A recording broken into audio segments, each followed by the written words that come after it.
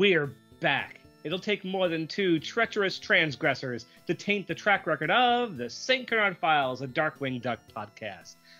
We're your hosts, Mike Russo and Stan Lund, and boy, am I happy to be back. Yeah, we apologize for taking another 2 weeks off, guys. We had mentioned Stan's computer trouble in the last episode, and what did happen to your computer, Stan? Literally the day after we recorded the last episode, my mom's crappy laptop, which got me through 2 days, died on me. Oh, so that was it. So we were not able to record, and then he did get it back, but then the holidays came around, and it was just like, yeah, hey, we got a couple of weeks off for this, but we're back. We're back. We're going to talk about one more comic. I know at the end of the last episode, I did mention doing 00 Duck from the original Ducktales, but we're kind of wanting to ease back in after that 2-week break. So we're just going to do a short comic today, and next week you might get some Ducktales goodness from us. How does that sound, Stan? That sounds A-okay in my book. Fantastic. How was your Thanksgiving? It was pretty good. I had my traditional feast of DiGiorno stuffed crust pizza and pumpkin pie. Well, you can't go wrong with pizza, especially if it's stuffed crust. Pie is good, too. Of course, I can't convince my mom to switch to pizza for holidays. Well, yeah. Traditional. Yeah, I get it. I mean, did you watch the parade? No. No, you didn't? Okay. Well, not everybody does. I get it. My daughter, this was the year like Helena really was like asking about it. She was so excited for it. She loved Santa coming at the very end of it. So that's, I had a nice Thanksgiving. Work has been busy. It's finally about to lighten up a bit. Another reason why I didn't want to do an episode of Ducktales just yet. I've just been so busy. But I think December might be a little bit of a lighter month for me. Let's knock on wood. Before we get into the comic, though, we have a couple of things to talk about. Let's get the sad news out of the way first. As some of you probably already know, it's been, what has it been, a couple of weeks now, maybe a week and a half? 2.5 weeks since literally the same night we recorded, like after we recorded was when the news broke. Oh, so that was a couple of weeks ago. All right. Susan Tolsky passed away. She was the voice of Binky Muddlefoot. Yeah. And, it's a shame we never got to talk to her or get her on the show or anything like that. But, rest in peace to Susan Tolsky. It's kind of sad to see slowly but surely the voice actors are starting to go. But it has been 30 years since Darkwing aired. So that's 3 decades, man. These people were in their 40s or 50s when they recorded this show. So, it's the sad inevitability of life, isn't it? Honestly, the month of November was bad for celebrities in general, though. I feel like 2022 was bad for celebrities in general. Well, yeah, but just in November, we've lost Kevin Conroy, we lost Susan Tolsky, we lost Gallagher, we lost Jason David Frank. We also lost Angela Lansbury. Yeah. So we lost a bunch of people. I feel like the year started off really badly when Betty White died, and it was all downhill from there. Yeah. Yeah, a lot. Especially a lot of like 90s kids favorites are going. Like, it used to be like people we loved in the 70s and 80s, but now the 90s are starting to go too. Yeah. I mean, when did we lose Jack Angel? That was last year, right? Yes, it was. And now Susan Tolsky this year. So, yeah, like most of the names associated with the Disney afternoon shows are all just, it's just a shame. You know what? If you get a chance to meet these guys while they're still at conventions, you really ought to do it because you just never know, right? Yeah. That's one thing I'll forever treasure, the fact that I did get to meet Jason David Frank. Yeah, at least you did. I feel the same way about Haru Nakajima, who played the original Godzilla. I met him a couple of times, and I'm very thankful I got to do that before he passed away. Okay, so moving on. You finally got your copy of Dark Horse's Art of Ducktales. Oh yes. This is a really good book. And honestly, I highly recommend the deluxe edition. Like, honestly, if you're going to splurge on something, splurge on that. Yeah. I mean, I haven't even gotten to the extra stuff. I've only managed to read the hardcover main book, but it is a treasure trove of information. I'll be honest with you, the soft cover Woodchuck guide has actually got more info. It's literally an episode guide. That's all it really is. Yeah. And what's in the hardcover book is like 10 to 15% of the text that's in the Woodchuck book. Yeah. Like whatever you're reading in the hardcover are just excerpts from the soft cover. There's also artwork in the soft cover that's not in the hardcover. Yeah, I mean, the hardcover has more artwork and like character drawings and stuff. The soft cover is more text. But that's where the real meat of this book actually is, of the set, is in the soft cover. So honestly, you're getting your money's worth buying the deluxe edition. Plus, you get that fancy dime. You know, honestly, isn't it cool to have a replica of Scrooge's #1 dime that's actually authentic? Yes, it is. That is really cool. I'm going to have to take it out of the book sooner or later because it's kind of in the way when I read it. I already took mine out of the book. My hopes is I want to get one of those little cases like Scrooge had his in to display mine. Dark Horse is losing money by not making that and selling it. Like, hey, you want to do something with this dime we sold you? Well, why don't you buy this? Yeah. I'd do it. Yeah. But you could probably find something like that online anyway. Yeah, like honestly, if I could find like the thing that the Beast kept his rose in and maybe put like a little velvety pillow in that, I think that would work pretty well. Yeah, you need something to help the dime stand up though. Yeah. I think my favorite part of the book, the soft cover one at least, I don't know if it's printed in the hardcover part. It's in the Beware the Buddy System write-up, where Frank is talking about writing the script for that episode. And he says he stopped himself and got emotional the first time he wrote Blathering Blatherskite. He couldn't believe he actually wrote it. That is not in the hardcover. That is not in the hardcover? Oh, okay. Then he wrote that the first time he wrote Let's Get Dangerous, he had to get up, step away from his computer. He went into the bedroom and started weeping because he couldn't believe he wrote that. And his wife had to check on him to make sure he was okay. Dude, this man is a huge Darkwing fan. I think he's bigger than we are. Like I'm pretty sure in the hardcover, at least. I imagine it's in the soft cover, but they mentioned that at Frank's funeral they'll play that episode. Yes, he did mention that.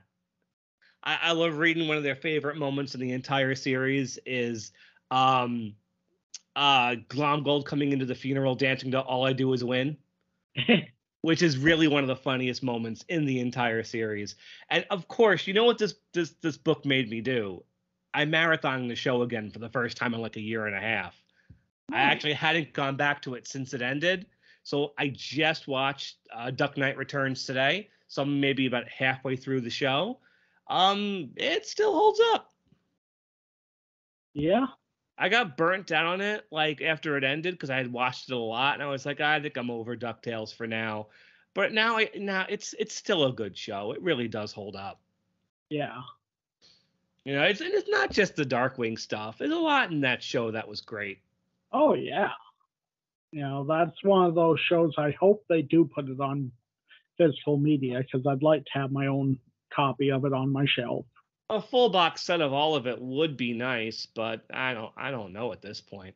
They've done it before. They did it with Gravity Falls. That's true. Well, we'll have to see what happens. For now, it's all on Disney Plus, and we have this really awesome book to celebrate it at least. Okay, and finally, we've seen covers for issue 2 of Dynamite's Darkwing Duck. I'm still feeling super ambivalent, if not kind of pessimistic about the whole thing. How about you? Yeah, I'm still not quite sold on the covers yet. Like, I think the best covers for issue 2 looks like the one where Darkwing's buried in ducks. And I don't like that cover. It's better than some of the other ones. Like the best cover though, I think, is the one with Quacker Jack holding Banana Brain, even though Banana Brain doesn't look quite right. But Banana Brain is drawn terribly. Will actually messaged me showing me a picture of the cover, and he said even though he's happy that Quacker Jack's on it, he hates how it was drawn. Speaking of the covers, real quick, for anybody trying to find the 1 in 10 cover with Megavolt fighting Darkwing, you might want to go to the Pink LaMode website because they're selling that there. Oh, good for them. Yeah, I think it's like $9 and shipping's like $7, so it comes out to be like $18 overall. But yeah, I don't get it much cheaper than that, especially when it comes out and everybody wants it. Yeah, even though I'm good, it's just I don't mind buying one issue at retail price. I don't really know if this is going to wow me very much to really justify spending the money. I mean, I would like to be proved wrong. Yeah. My issue with the rubber duck cover is somebody said it on Facebook. It looks like some people who draw Darkwing seem to think he's Howard the Duck. Right. With the super detailed duck feet and the duck beak and like the very detailed like hands. Like he does in some of these covers look like Howard the Duck. And that's not how, I mean, the concept of him being buried in rubber ducks, obviously Quacker Jack really figures in to issue 2. He must, which is cool. But like the covers just aren't selling me. I don't know. I feel like we're repeating ourselves from the last issue where I pretty much said it looks like glorified fan art. But I miss Aaron Sparrow and James Silvani. It's just hard to escape their influence. True. The Loungefly stuff also got released recently, I think. Loungefly is just going crazy, man, with the Disney license. I will say I did order my Darkwing tumbler. You did? Okay. I'm happy with the metal tumbler from Shop Disney. That's got like I lost count of how many Disney Afternoon characters are on it. It's such a nice metal, well-made tumbler that anything else to me seems like a come down. And it's got the same clip art on it. Yeah. Like the same clip art. They do gotta get new art. I do agree with that. Like normally I feel like Darkwing fans are pretty like accepting of everything, but we're finally seeing them start to complain about the clip art. Like usually they're like, all right, here's something cool, but now it's like, really? This image again? Like even people who are pretty accepting are starting to point it out. And I think Disney really needs to like retire that and do something new. Yeah. I mean, to the credit of the metal tumbler, I think most of the characters on it are newly drawn, or at least because they go together. It's the aesthetic is perfect. They're all drawn really well. They all look like they all belong on the same piece of merchandise. I mean, it's also got like Gizmo Duck on it and Honker and a bunch of the gummy bears. It's a really cool looking piece. I'm never going to drink out of it. It's a display piece only, but that's the kind of merchandise I want to see because it's classy. Yeah. I mean, a lot of the merchandise I see is going for the, hey, 90s kids, look how colorful this is kind of look. And I would rather see something a bit more subtle. Like, there's a lot of cool Disney products with, like, Mickey and the other characters on it that are, like, very classy. Like, you want to wear them. Like, the Disney Afternoon stuff is very loud and very generic. Like, Disney, like, I feel like with the merchandise, they don't care much about the license. It's just like whatever loud colors and reused clip art they can use, that's what they'll give Loungefly. I would buy some of the Disney Afternoon stuff if it was a bit more casual and I could actually use it. Honestly, I do plan to drink out of my Darkwing tumbler because I do think it is perfect to actually be used as it's intended. Yeah, the one thing that scares me like that is with those plastic tumblers, you drop them once and they're done. Yeah. And I know that from experience. Metal is always the way to go, but I feel like the metal tumbler would not hold up to being washed. The characters on it would probably rub right off. Probably not. Yeah. Yeah. But if you dropped it, it probably would survive, unlike those plastic ones. But it's cool that Loungefly is getting a bunch of stuff out there. At least there are things for people to buy. The comics are coming. We just haven't heard anything about the reboot. Yeah. I wonder when. Whenever Disney feels like getting around to it, I guess. I've been hearing rumors about it for at least as long as this podcast has existed. It's crazy to me that like it's almost 2023 and we don't know really much of anything. Like sooner or later, right? I thought maybe on like Disney Plus Day we'd hear something, but that came and went. Yeah. I thought maybe they would ride on the hype from the Rescue Ranger movie and we'd hear something, but that didn't happen either. And that was last March or May, was it? Yeah, you never know with them, though. I mean, just today they released the trailers for both the new Indiana Jones and the third Guardians of the Galaxy. Well, they're desperate to get you into the theater again since Strange World bombed. Ooh, yeah. that bombed really badly. I thought it looked neat from the trailer. I haven't seen it yet, obviously, but I don't know anybody who saw the trailer and said they had to see it. Like we saw it, we're like not the movie with the trailer. We were just like, eh. And I'll tell you what we are going to go see is the Super Mario movie. Yeah, that's looking better and better. Still not completely sold on Chris Pratt as voicing Mario, but everything else... I don't even care because it looks so good. Yeah.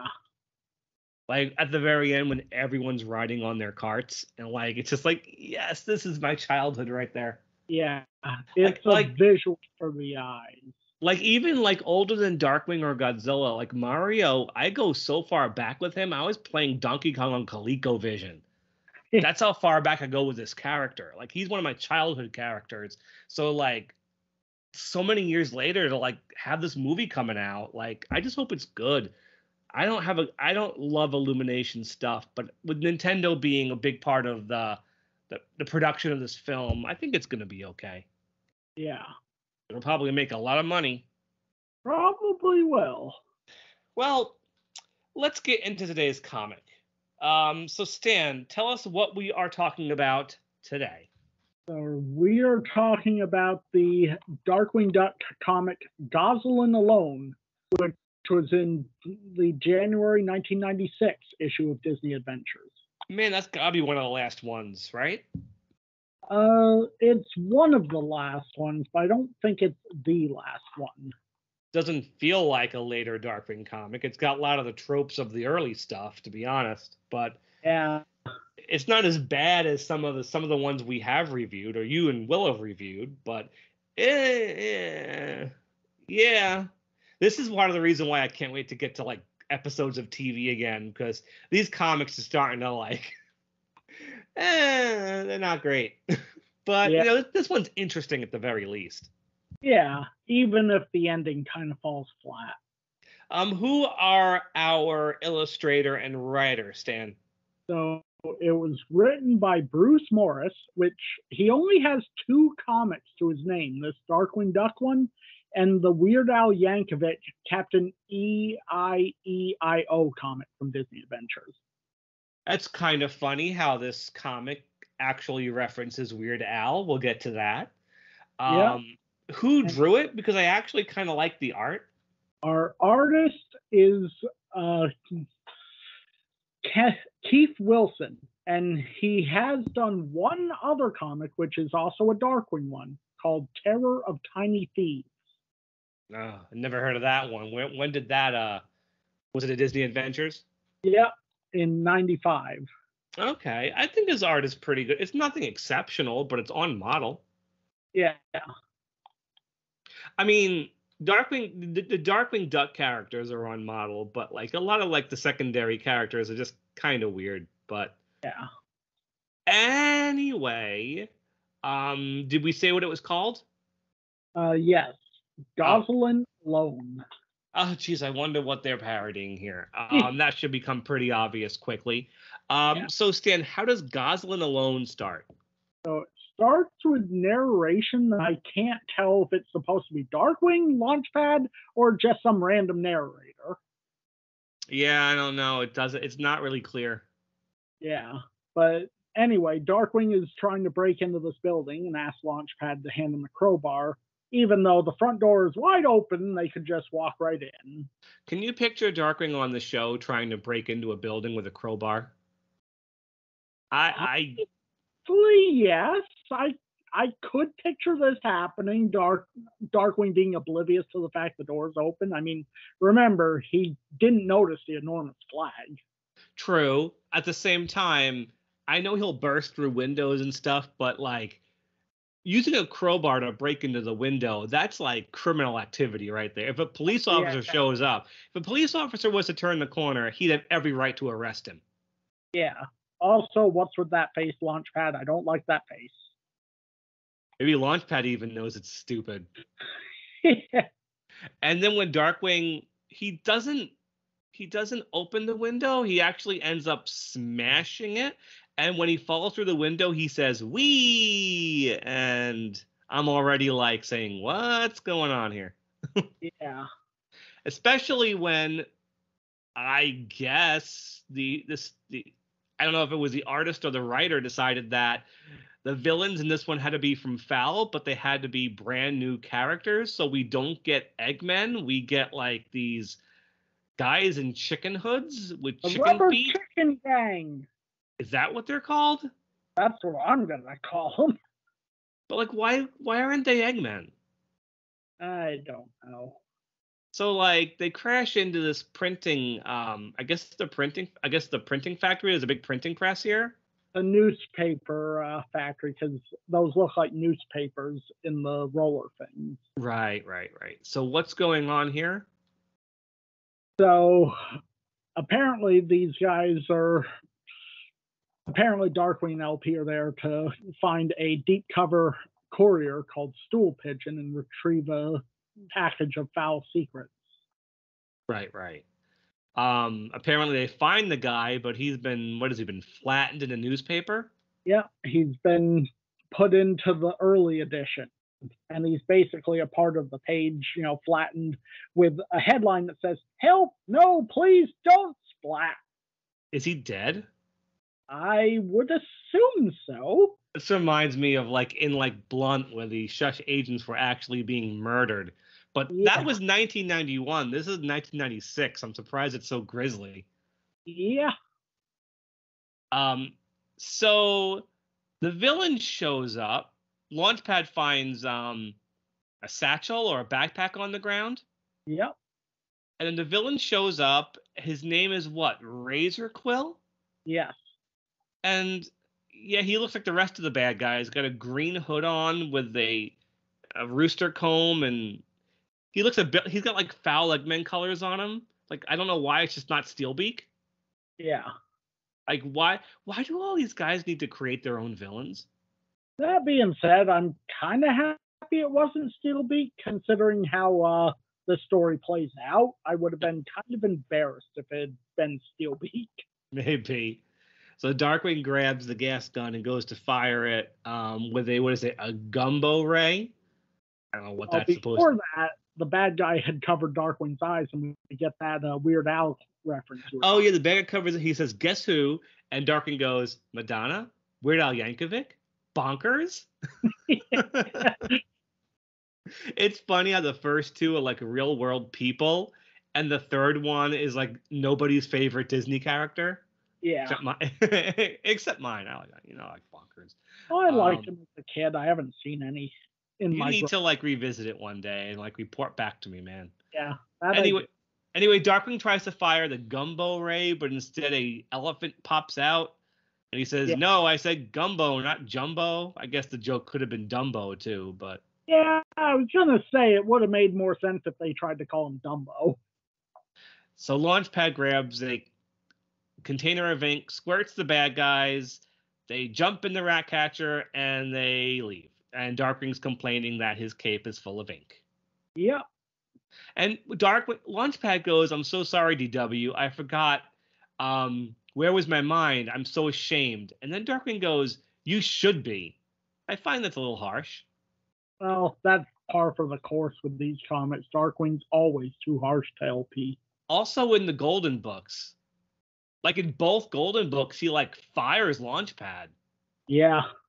Like, he's really mean to him in these comics and in the books too. If he treated him this way on the show, no one would like Darkwing. Like, how dare you talk to Launchpad that way? Yeah. Launchpad's like, hi, I'm Launchpad. I'm everybody's friend. Yeah. Yep. Okay, so we're at the Mallard house. Darkwing is cleaning his cape, or Drake, I should say. He's not wearing his costume. And then Gosalyn shows up. What happens now? Well, apparently she needs to head to, hurry up to school, though. I get the feeling that it seems like they're saying that she's going to be late for school, but then later they say something that makes me think that she was heading there for lunchtime. Okay, who knows? We'll try to figure that one out when we get there. Yeah. So Gosalyn grabs the wrong backpack. It's the exact same color and shape as the other one, except it's got no, like, what is it? What does she do? She puts her backpack on the table, and then Darkwing picks hers up instead of the one he's supposed to be grabbing, right? Right. So Darkwing this drives me crazy. Since when do Darkwing and Launchpad drive the Ratcatcher out of the garage of the house? Have they ever done something that's stupid and careless with their secret identity? Only in another comic book. Like, they're supposed to get in the easy chairs and head to the hideout that way. He's never stored the Ratcatcher at home. Nope. I mean, I guess there's no other way to make this story work. So if you can't make the story work, you probably shouldn't be writing it in the first place. That's just my less than professional advice, but I think it still could have worked if they, took the chairs, because remember, the backpack that Gosalyn has a tracking thing. That's why they follow them there. True. I mean, the bad guys are like, hey, there they go. Should we blast them? So they I guess they have to see them go to make the story work. I don't know. But anyway, here we get to our, the reason why this is called Gosalyn Alone, because the villains try to, like, come into the house, and then, Gosalyn realizes she needs to save the day by herself. And this is where I think I got the impression, because Gosalyn's line here, "Drat, Pop and Launchpad get to save the entire free world for lunch, and what do I get? A lousy peanut butter and tuna sandwich." Well, I mean, maybe, but, maybe she's just thinking about lunchtime. It could. But peanut butter and tuna is kind of disgusting. Launchpad must have made it. And when Gosalyn opens the door and the bad guys are there, she says, "Dear Diary, exciting isn't all it's cracked up to be." Why would she ever say Dear Diary? Does Gosalyn strike you as the kind of person who would have a diary? No. Also, she's calling Darkwing Pop again a lot throughout this comic. Yeah. I swear she must have called him that on the show if all of these writers are making her say that. Possibly, but you never know. I mean, all the writers keep having Darkwing be mean to Launchpad. We know that didn't happen all the time on the show. Yeah. So she tries to call the police, but the bad guys have cut the line. They're trying to get into that. I mean, the vehicle they're using looks very much like a foul egg tank. Yeah. So, again, I don't know why these aren't Eggmen, but I don't know. Whatever. They also have that cool chicken copter. I guess what makes these comics interesting is the fact that they are so damn weird. I guess if they weren't so odd, they'd be less interesting. Yeah. Okay, so she drops flower pots on their heads. Yeah. Then she squirts them with a hose attached to the kitchen sink, or is that coming in from the backyard? I can't tell. Looks to be coming in from the backyard. Also, when did she ever say Nido Kino? No, apparently they don't know she says King Gear. Right. Nido Kino. That is very weird. They're trying to come in through the chimney. She lights the fireplace, blows them out of the chimney. Their butts are on fire. So yeah, this is Home Alone. Yeah. Gosalyn does get some good lines, though. "Eat geyser, Humpty Dumpty." Yeah, that sounds like her. Yeah. Going through it, this would be a fun episode of the show if they had used a slightly different plot and different villains, like Gosalyn Home Alone as they try to break into the house. What she does to protect herself would be fun. Yeah. Like maybe if Honker was there and they were doing it together, I don't think it would have been a full episode, but like a sequence in an episode would have been fun of her Yeah. protecting the house. I mean, the Speaking of villains the actually. house, Yeah. What happened, Stan? well, they raised the roof, literally. Yep, they used this chicken copter to tear the roof right off the house. They said, "Give us the backpack, and we'll give you back the roof." Yeah. She says, "Pops is not gonna be happy." Yeah. So she says, "What would Pops?" She says, "Pops again. What would Pops do in this situation?" And we do see Darkwing very quickly. What is going on with Darkwing? So Darkwing is on his way to Shush headquarters, and he's, Launchpad is confused why nobody is following them. And then Darkwing says, You're a measly assistant. I don't expect you to understand the forces of evil." Again, he's insulting him. Yeah. Darkwing, you're such an ass. So Gosalyn's in the closet, literally, and these Eggmen chicken dudes are trying to get her. She smashes down the door, crushes them, hits them with a broom. She's wearing rollerblades and a helmet on her head. Yeah, but do you notice the mistake here? No, what's the mistake? I'm just not looking close enough, I guess. When she kicks the door down, she's wearing her sneakers, but the very next shot, she has the rollerblades. Gosalyn actually has superhero costumes. Why would she need to basically dress like Steelwing Cluck when she's got Quiverwing Quack and what was the one from Dances with Bigfoot? I do not remember. Whatever. Quiverwing Quack is the important one. Yeah. Like, she's got that costume. Why doesn't she just wear that? Yeah, unknown. But then again, we're expecting the writers to know more than they probably did. Yeah. So the bad guys run away, and Gosalyn gets in the egg tank and like threatens to blow them up with a cannon. They're begging for mercy. Yeah. And then she asks why they want the backpack, and they're like, "It's not your backpack. That's the one for our world conquest." And then that's when Gosalyn realizes Darkwing and Launchpad have it. Yep. And so what happens next? They've already delivered it to Hooter, who finds nothing but smelly gym clothes in it. That's Gosalyn's stuff. And the peanut butter and tuna sandwich. Yeah. So Darkwing's embarrassed. And then Gosalyn comes in with the right backpack, luckily. Yeah. And of course, Hooter, because Hooter is who he is, thinks it was all a part of Darkwing's plan. Yeah. Sometimes I wonder about Hooter's mental state, that he actually constantly believes that Darkwing's a lot more competent than he actually is. Also, I can almost forgive Gosalyn calling Darkwing Pops when she's alone or with him, but it's a little weird she'd refer to Darkwing as Pops in front of Hooter.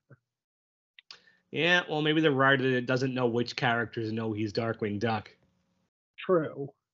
But then again, she's calling him Pops right in front of the bad guys, too. Yeah. So Hooter says, "You amaze me." Darkwing says, "I amaze me, too." And Hooter says, "You've preempted Frau's latest horrible plot to give away the answers to next week's newspaper crossword puzzle. Good God, that's stupid."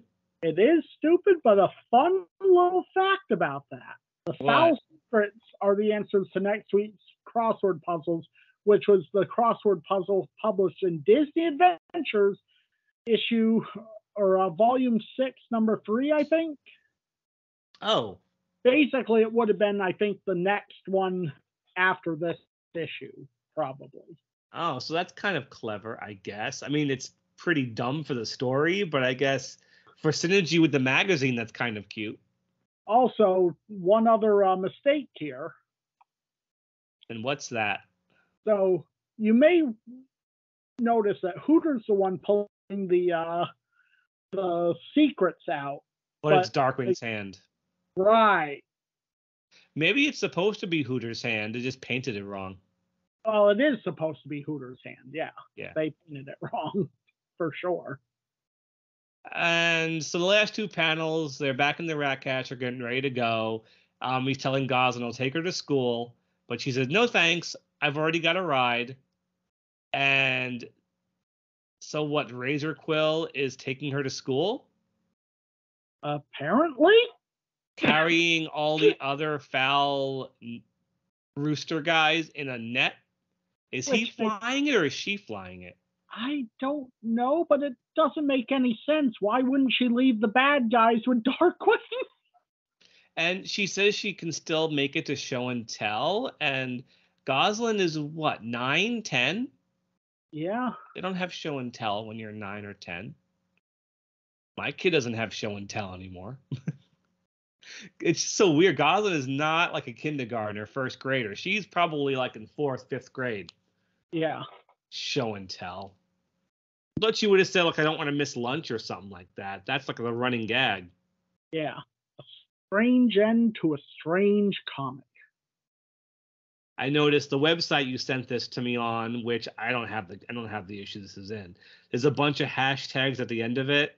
Someone wrote hashtag, it's a quality Christmas flick in the same vein as Die Hard, Gremlins, and Batman Beyond. Which referring to somebody else asking if anyone's ever seen Home Alone. Yeah. Which obviously this is what this is, but yeah. Man, like 6 years too late though for a reference like that. Yeah, it is a little strange that they waited that long because the first 2 Home Alones had already come and gone. And those were arguably the best 2. And regardless, you'd think 5 years after Darkwing came out, they wouldn't still be doing the Darkwing is a jerk to Launchpad and they're going on shush mission stories anymore.